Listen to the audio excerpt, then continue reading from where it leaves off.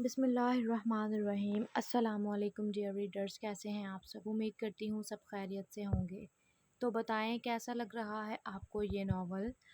اور جناب بتائیں آپ سب کس کس سٹی سے بلانگ کرتے ہیں اور آپ کے سٹی کا موسم کیسا ہے؟ ہمارے سٹی کا موسم تو شدید گرمی والا ہے، بہت زیادہ۔ چلتے ہیں اپنے ناول کی طرف۔ آغا جان اپنے لاڈلے کو بتا دیں وہ آ جائے، ہم رخصتی کر دیں گے۔ ویسے بھی یہ آپ کی شے پر ہی ہو رہا ہے۔ ان کی بات پر سب نے چونک کر دیکھا۔ کیا مطلب اعظم بھائی؟ وہ نہ سمجھی سے بولے۔ سیدھی سی بات ہے، آغا جان کے کہنے پر ان کا لاڈلا اس حد تک جا سکتا ہے۔ ان کی بات سب نے آغا جان کو دیکھا جو خسیانہ سے ہنسے۔ ایسے گھورو مت، تم سب کا باپ ہوں، ویسے بھی ان کا فیصلہ کرنے کا حق ہے مجھے۔ وہ سینہ تانے بولے۔ اسے کہتے ہیں گھر کا بھیدی لنکا ڈھائے۔ خان، یہ آپ مجھے کہاں لے آئے ہیں؟ وہ دونوں مری کے ایک مشہور پارلر کے سامنے کھڑے تھے۔ نیلم کو یہ سمجھ نہیں آ رہی تھی کہ وہ یہاں کیوں آئے ہیں۔ میری جان، یہ پارلر ہے جہاں مردوں کو بے وقوف بنایا جاتا ہے۔ اس کی بات پر پارلر کے اندر داخل ہوتی نیلم نے اسے گھورا۔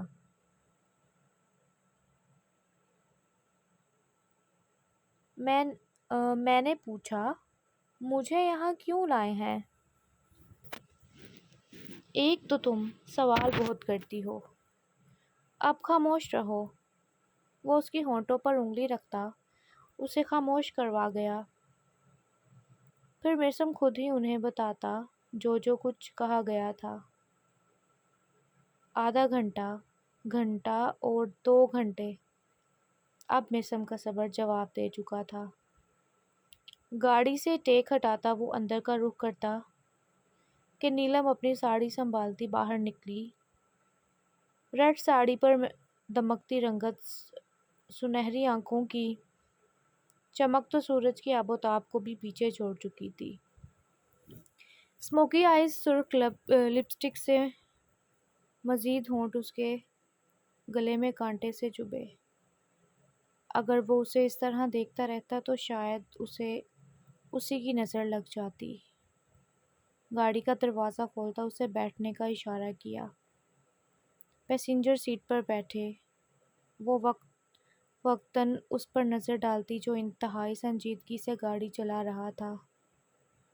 کیا میں اس ڈریس میں پیاری نہیں لگ رہی؟ وہ آخر بول ہی پڑی۔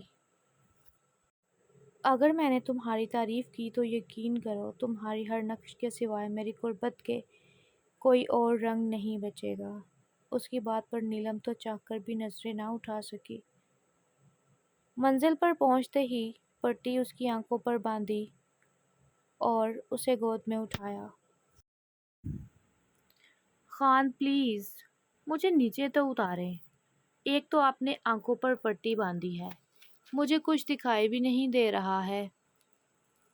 شرم کے مارے کچھ بولا بھی دوبر ہو گیا تھا۔ لوگوں کے شور سے اسے اس بات کا یقین تو ہو چکا تھا، اس کا بے شرم شوہر لوگوں کے سامنے اسے ایسے اٹھائے لے جا رہا ہے۔ ہاں تو خان کی جان، اسی لیے اٹھایا ہوا ہے تاکہ تم گر نہ جاؤ۔ آپ کتنے بے شرم ہیں۔ کوئی شک؟ وہ دوبد بولا۔ آنکھوں سے پٹی اتاری۔ ایک دم سے روشنی پڑنے پر وہ آنکھیں بند کر گئی۔ گولڈن اینڈ بلیک تھیم سے سارا ریسٹورنٹ سجایا گیا تھا۔ ایک طرف بنی گی مصنوعی آبشار جس کے پانی کو گلاب کی پتیاں مکمل ڈھک چکی تھیں۔ اتنا خوبصورت منظر شاید ہی کبھی اس کی نگاہ پڑی تھی۔ یہ سب کتنا خوبصورت ہے، ایسے جیسے جنت ہو۔ وہ کھوئے کھوئے سے انداز میں بولی۔ تمہیں پتہ ہے میرے لیے یہ منظر بے رنگ سے تھے، ان میں رنگ تو تمہاری یہاں موجودگی نے بھرے ہیں۔ میں چاہتا ہوں تم ساری زندگی اسی طرح خوش رہو، ہر ایک پل۔ ہاتھ پکڑے وہ اسے کہہ رہا تھا تو نیلم نے اس کی آنکھوں میں محبت کا ایک سمندر دیکھا۔ وہ خاموش سی حال میں بیٹھی ٹی وی دیکھ رہی تھی، ساتھ چائے کا کپ ہاتھ پہ پکڑا تھا۔ کاشان کی اسے شرارتی رنگ پر پڑائی جیسے وہ اس سے چھپتی پھر رہی تھی۔ کچھ تو اس کا حق بنتا تھا۔ سنو لڑکی، جاؤ میرے لیے کافی بنا کر لاؤ۔ دائیں جانب بیٹھا اس کی گود سے ریموٹ لیتا بے تکلف انداز سے بولا، زہر نہ لا دوں؟ وہ تب ہی تو گئی تھی اس کے حکم سے۔ تم تھوڑی سی زبان لگا دینا، وہی کافی ہے۔ ویسے بھی کسی ناگن سے کم نہیں لگتی۔ تم خود ہوگے ناگ، تمہاری ساس ہوگی ناگن کمینہ۔ ہڑبڑی میں جواب دیتی پتہ نہ چلا وہ کیا بول چکی تھی۔ دیکھ لیں پھپھو اپنی بیٹی کے کام، آپ کو ناگن بول رہی ہے۔ وہ پیچھے دیکھتا بولا۔ اس کا رنگ اڑا تھا اپنی ماں کا سوچ کر، وہ پہلے ہی سارا دن بولتی تھی۔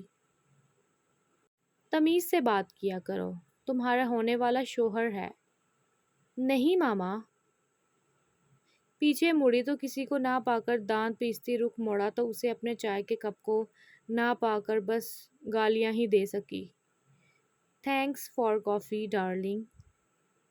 آگے کسی موقع پر تم سے میں اپنی چائے شیئر کروں گا تو یقیناً ہمارا پیار اور بڑھے گا۔ وہ ریلنگ پر دونوں بازو ٹکاتا بولا۔ ایشا نے جوتی اس کی جانب پھینکی تو شاید کاشان کی بدقسمتی تھی کہ جوتی سیدھی نشانے پر لگی اور کپ اس کے ہاتھ سے چھوٹتا نیچے گر چکا تھا۔ اب کہکا لگانے کی باری ایشا کی تھی۔ اوہ سو سیڈ۔ اب وہاں کھڑا ہونا مشکل تھا، اس لیے لمبے ڈنگ پھیرتا اپنے بابا کے پاس جا چکا تھا۔ بابا کمرے میں داخل ہوتے ہی وہ اپنے بابا کے گلے لگی۔ آئی مس یو پاپا، آپ کو میں نے بہت یاد کیا۔ مس یو ٹو میری جان، آپ کے بابا نے بھی آپ کو بہت مس کیا، وہ ماتھے پر بوسہ دیتے بولے۔ ہم بھی پڑے ہیں راہوں میں۔ وہ باپ سے ہٹتی اس کے گلے لگ چکی تھی۔ بس کر دو، اور کتنا پیار کرنا ہے مجھے؟ تو لگتا ہے تم لوگوں کے تشدد کے باعث اس کے چہرے کے سارے نقشے مٹ جانے ہیں۔ گلے تو ایسے مل رہے ہیں جیسے صدیوں کے بعد آئے ہوں۔ واپس 24 گھنٹے تو ہوئے نہیں ہمیں گئے۔ وہ دونوں جب سے آئے تھے ابرش کو کبھی کسی اور کبھی کسی کے گلے لگے دیکھ کر تنگ آ چکا تھا۔ تو پھر اتنا شوق کیوں چڑھا ہے؟ رخصتی رہنے دیں ہماری بہن کو ہمارے پاس۔ بس کرو بچوں یہ لڑنا اور تیاری کرو، کل الیان کا رشتہ لے کر جانا ہے۔ بڑوں نے اچھا خاصا بم پھوڑا تھا بچوں پہ۔ ہائے بھائی، بھائی نہ رہا میں کہتا تھا یہ میسنا ہے ہمیں بتائے بغیر، دیکھو کتنا بڑا چند چڑھا چکا ہے۔ شٹ اپ کاشان، کچھ شرم کرو، بڑا ہے تم سے۔ ہاں تو بڑے ہونے کا حق ہے نا ہمیں بتانا۔ اب ابرش اور میں نے بات نہیں کرنی ان سے۔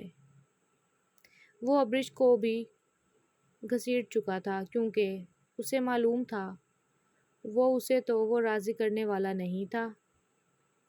چپ کر کے بیٹھو، اپنی حرکتیں دیکھی ہیں بچوں والی، اور پھر کہتے ہو تمہاری شادی کر دی جائے۔ نہ شہباز صاحب، شادی پر نو کمپرومائز۔ اسی تاریخ میں میرا نکاح ہوگا، ورنہ اپنی بہن اور ہونے والی بھابھی نہیں ملے گی ان دونوں کو۔ سب کے فقط دیکھنے پر وہ خاموش ہو چکا تھا۔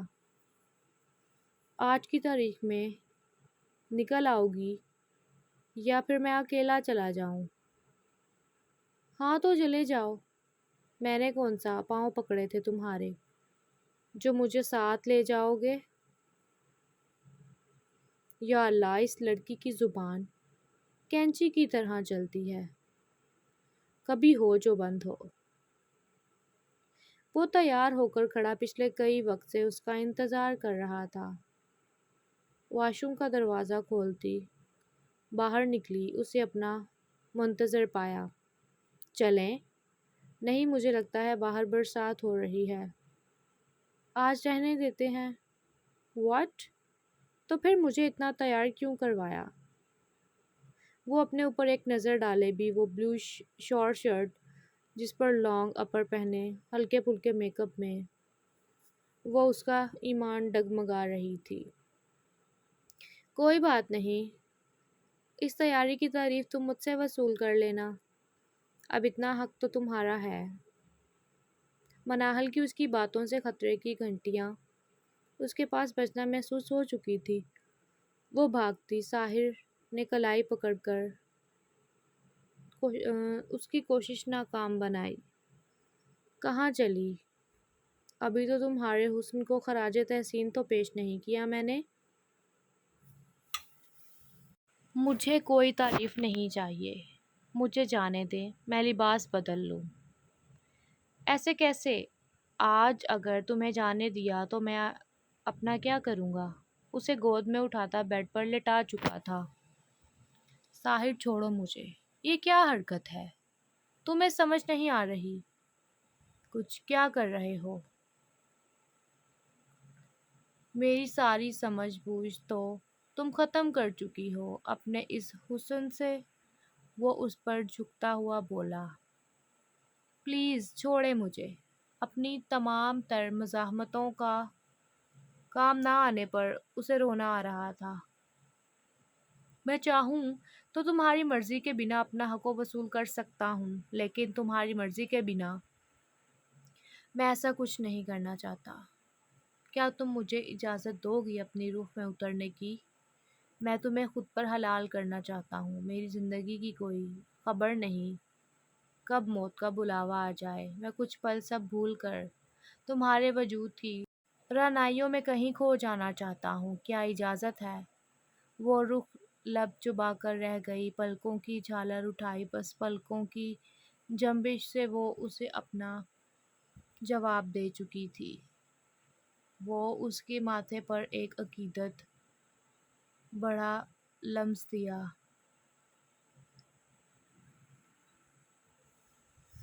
اور تم میری طلب کی وہ حد ہو میری جان جس کے آگے سب کچھ بے معنی ہے۔ ماتھے سے ماتھا ٹکاتا بھرپور شدت بھرے انداز سے بولا۔ جب سے ابریش کو معلوم پڑا تھا کہ اس کے بھائی کی شادی ہے، وہ ہر طرف چہکتی پھر رہی تھی، اور میر بیچارہ جل بھن گیا تھا، جسے باقی سب کی شادی کی تیاریاں کرنے کا شوق تھا سوائے اپنی۔ آ جاؤ لٹل اینجل۔ آپ کو کیسے پتا میں ہوں؟ میں نے تو آواز بھی نہیں کی۔ آپ نے اچھا نہیں کیا، میں تو آپ کو ڈرانے آئی تھی۔ وہ تو اسے ڈرانے کے ارادے سے آئی تھی، ناراض ناراض سی اسے وہ ایک بیوی ہی لگی۔ کوئی بات نہیں، اگلی بار سہی۔ ویسے یہ بتاؤ کیا کرنے آئی تھی یہاں؟ وہ جانتا تھا وہ ضرور کسی کام سے آئی ہوگی، ورنہ اس سے فرصت کہاں تھی۔ وہ یہ لیں لسٹ، یہ سارا سامان لے کے آنا ہے آپ نے۔ وہ اس کی لسٹ کی لمبائی دیکھ کر بھونچا کر رہ گیا تھا، جو شاید اس کے اپنے قد سے لمبی تھی۔ آلیان یا کاشان کو کیوں نہیں بولا؟ وہ کام کے برڈن کی وجہ سے بولا، کیونکہ کل سے وہ آفس میں ایک بار بھی نہیں گیا تھا۔ آپ میرے شوہر ہیں، آپ لا کے دیں گے نا چیزیں، اور ان دونوں کو بھی دی ہے لسٹ الگ سے۔ میر تو اپنی بیوی کی حرکتوں پر صدمے پر صدمے لگ رہے تھے۔ یہ کیا ہے؟ وہ پہلی لائن پڑھ کر ساکت رہ گیا تھا۔ شوہر کو قابو کرنے کے طریقے کی کتاب۔ میری جان، آپ کا شوہر تو آپ کے قابو میں پہلے بھی ہے، پھر یہ لائن پڑھ کر اسے ہنسی ضبط کرنے سے چہرہ لال ہو چکا تھا۔ وہ ممی نے بولا تھا شوہر کو قابو کرو، مجھے کرنا نہیں آتا نا، اس لیے کتاب منگوا رہی ہوں۔ آپ بھی نا، ہر بات سمجھانی پڑتی ہے۔ وہ معصومیت سے گویا ہوئی، اس کی معصومیت دل کی تہ و بالا کر دیتی تھی۔ ویسے میرے پاس ایک طریقہ ہے جس سے شوہر تمہارے قابو میں رہے گا، دیکھنا نہ تمہیں دور جانے دے گا نہ خود جائے گا۔ وہ اسے بیٹھ کے کنارے سے خود کے پاس کرتا بولا، ہائے سچی، پلیز جلدی بتائیں نا۔ اپنے ایک ہاتھ سے اس کے ہاتھ پکڑے، دوسرا ہاتھ گردن میں ڈالے وہ اس کی سانسوں کو روک چکا تھا۔ اس کی قربت کے نشے میں وہ اس قدر بہک چکا تھا کہ اس بات تک کو سوچ نہ سکا کہ وہ اس کی شدت برداشت کر بھی سکتی ہے یا نہیں۔ اب رش پورے قد کے ساتھ زمین بوس ہو چکی تھی۔ اگر میر اسے نہ تھامتا، اس کے سینے سے سر ٹکائے لمبی سانسیں لیتی، وہ اسے اور بہکا رہی تھی۔ اپنی حالت کے بہتر ہوتے ہی اسے خود سے دور کرتی اٹھنے کی کوشش کر رہی تھی، جو شاید ناممکن تھا۔ وہ کام نہ کرو میری جان، تمہارے بس میں نہیں خود کو ان پناہوں میں رہنے کی عادت ڈالنی ہے تم نے، وہ ذومعنی انداز میں کہتا، اس کی سرخ ہوتی گال کو سہلاتا اپنے لب وہاں رکھ چکا تھا۔ یہ کیا کیا آپ نے؟ آپ کتنے بے شرم ہیں۔ میں بابا کو بتاؤں گی۔ سوالیہ نظروں سے گھورتی گویا ہوئی، آخر میں اپنی طرف سے سب سے بڑی دھمکی دی ڈالی، خبردار، جو میرے اور تمہارے بیچ کی گئی کوئی بات یا ہمارے بیچ میں موجود کسی قربت کے لمحے کا ذکر کسی سے کیا تو ابرش سلطان تمہیں اپنی شدت کے قہر سے واقف کروانے میں ایک پل نہیں لگاؤں گا۔ اس کا چہرہ دبوچے خود کے نزدیک کرتا، وہ اس پل کوئی سنکی لگا جو اپنی ہر چیز کسی کی نظر تک نہ پڑنے دے۔ وہ تو پھر اس کی بیوی تھی، اور میں تو اپنی جان کو طریقہ بتا رہا ہوں شوہر کو قابو کرنے کا، اور یقین کرو تمہارا شوہر بس اسی طرح قابو آتا ہے۔ اپنے کچھ وقت پہلے کی گئی کارکردگی بہت معصومانہ انداز میں، مجھے نہیں کرنا قابو آپ کو، ابرش تم یہاں کیا کر رہی ہو؟ چلو اپنے روم میں، آئندہ یہاں مت آنا۔ ان کی بات کو سنتے ہی ابرش کا چہرہ فک ہوا۔ وہ دونوں مزید بات کرتے کہ گوہر صاحبہ نے دروازہ کھولتے ہی داخل ہوئی۔ ابرش کی موجودگی پر چونکی۔ فارگیٹ اٹ موم، یہ آپ کس لہجے میں بات کر رہی ہیں ابرش سے؟ وہ حتی المکان اپنا لہجہ نرم رکھنے کی کوشش کرتا ہوئے بولا۔ ان کے بات کرنے کا انداز کچھ عجیب سا تھا، جیسے وہ خوش نہ تھی ابرش کی موجودگی پر۔ یہ میری بہو اور میرا معاملہ، بہتر ہے کہ تم نہ ذرا سائڈ پر رہو یا میں یہ سمجھوں کہ میرا بیٹا ہاتھوں سے گیا، وہ شرارتی انداز میں بولی۔ آپ کے بیٹے کی زندگی میں سب سے زیادہ اہمیت ہے، کبھی خود کو کسی سے کمپیئر مت کریے گا، چاہے پھر وہ میری بیوی ہی کیوں نہ ہو۔ اس دل کی طرف انگلی کرتے، آپ کا الگ مقام ہے اور اس کا الگ، اس لیے ایسی سوچ مت لائیے گا، دو ٹوک انداز میں کہتا اپنے لباس نکالے فریش ہونے چلا گیا۔ ایک خوبصورت ماحول میں ڈنر کرنے کے بعد وہ دونوں کمرے میں پہنچے۔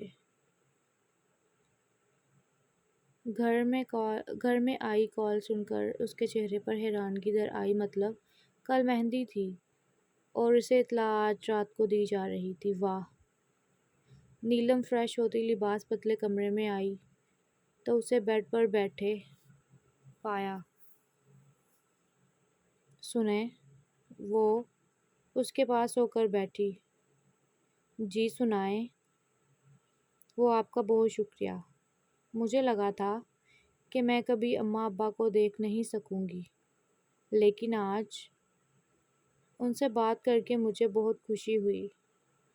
وہ آج دل سے خوش تھی اور اس کا اندازہ وہ اس کے چہرے پر آپ آتے رنگوں سے لگا سکتا تھا، لیکن وہ یہ نہ جان سکا یہ اس کے اظہار محبت پر تھا یا اپنے والدین سے بات کرنے پر۔ کیا اس رشتے میں ابھی تھینک یو سوری جیسی فارمیلٹی کی ضرورت ہے؟ نیلم، ہم دونوں میاں بیوی ہیں، تو یہ فارمیلٹیز کیسی؟ بس کچھ وقت صبر کرو، پھر تمہیں انکل آنٹی کے روبرو لے جاؤں گا۔ اس کی بالوں کی لٹوں کو پیچھے کرتا بولا، سچ میں؟ لیکن کب جائیں گے؟ بس تم مجھے جلدی سے بابا بنا دو، پھر ساتھ ننھی نیلم کو لے کر جائیں گے۔ وہ جو اشتیاق سے سن رہی تھی، اس کی بات پر چہرہ گلاب بکھیرنے لگا تھا۔ خواہاں کا یہ خنجر کا تکلف جانا آنکھیں شمشیر سے تو کم نہیں۔ تمہیں پتہ تمہاری یہ سنہری آنکھیں مجھے بہت اٹریکٹ کرتی ہیں۔ وہ بولتا اس کی دونوں آنکھوں پر باری باری لب رکھیں کہ وہ اس کے انداز پر مزاحمت نہ کر سکی۔ یہ کشادہ پیشانی میرے سکون کا باعث ہے۔ ہولے سے لب رکھتا ہونٹ سرکتے ہوئے اس کی ناک کی نوز پن پر ٹھہرے۔ یہ لونگ مجھے اول دن سے بے قابو کر رہی ہے۔ جی چاہتا ہے کہ اس لونگ کے رنگت بدل دوں، پر تشدد طریقہ سے لب رکھتا وہ اس کے دونوں گالوں پر بوسے دے، وہاں اپنے دانت گاڑے تو وہ سسکی۔ ایک جھٹکے سے اسے گراتا۔ اب منظر کچھ یوں تھا کہ وہ مکمل طور پر میثم کے حصار سے نکلنے کے لیے پھڑپڑا رہی تھی۔ کچھ کہنے کے لیے لب کھولے کہ وہ اتنے طریقے سے الفاظ پی گیا، پھر کوئی مزاحمت نہ کام آئی تو وہ خود ہی اسے اپنی سپردگی دے گئی، اور میثم کو اس سے بڑھ کر اور چاہیے ہی کیا تھا؟